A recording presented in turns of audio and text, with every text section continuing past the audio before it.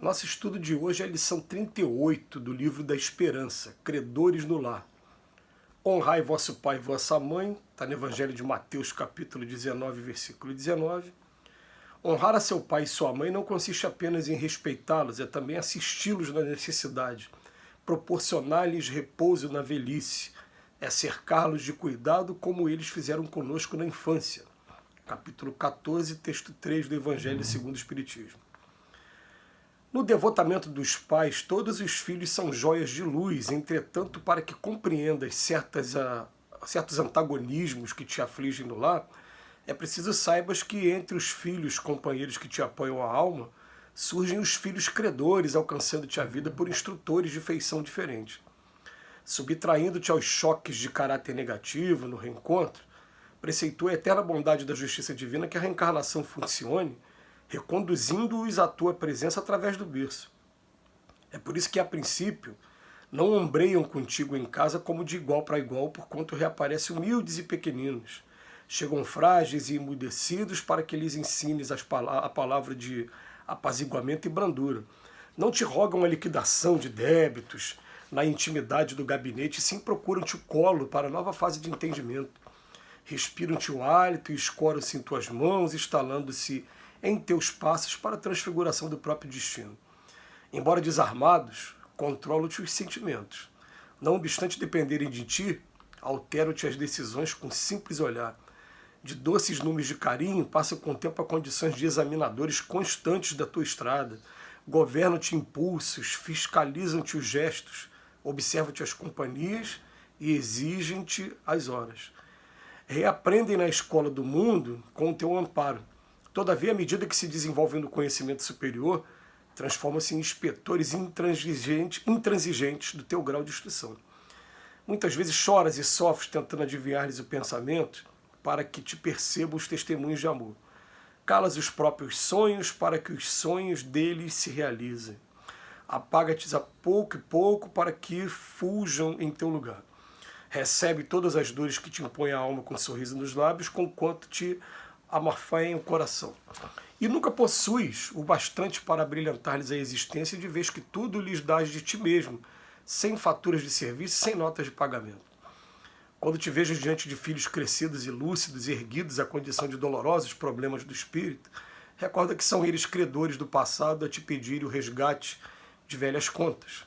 Busca auxiliá-los e sustentá-los com abnegação e ternura, ainda que isso te custe todos os sacrifícios, porque no justo instante em que a consciência te afirme tudo haveres efetuado para enriquecê-los de educação e trabalho, dignidade e alegria, terás conquistado em silêncio o luminoso certificado de tua própria libertação.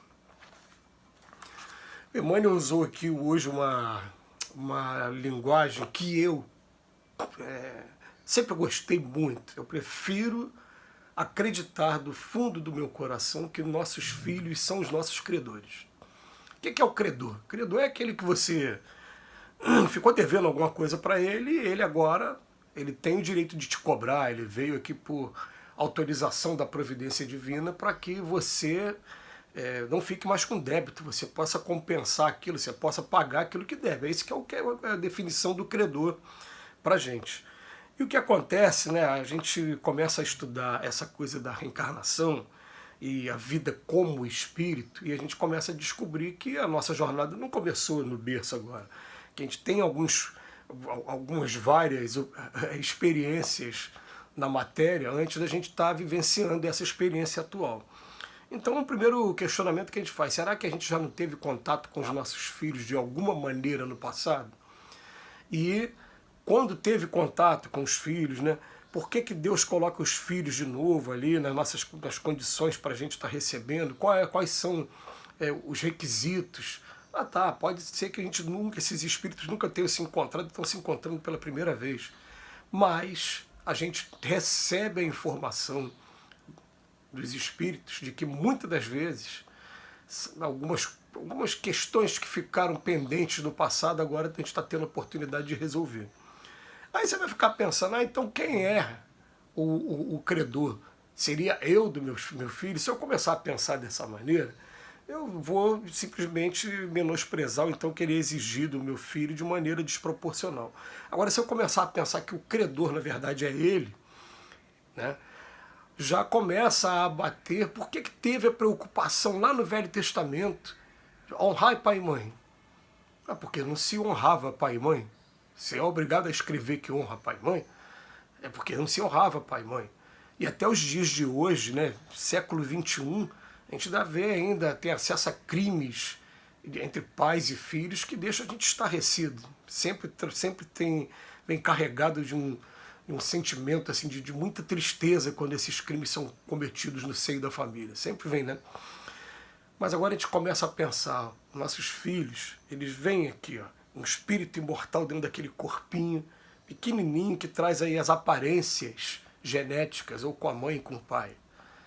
E daqui a pouco ele começa a crescer, ouvindo sons, prestando atenção em tudo, copiando os nossos pequenos gestos, utilizando as palavras e os jargões, as gírias que a gente costuma usar, procurando imitar também os nossos comportamentos emocionais. É tão bonitinho quando você pega, né, um vídeo desse aí no YouTube de criança, né, falando sobre o espírito. Nada, gente. Na verdade, ele viu o pai fazendo, está copiando o pai. Ou alguém por perto, pai, mãe, ou quem está responsável pela sua educação de maneira mais direta.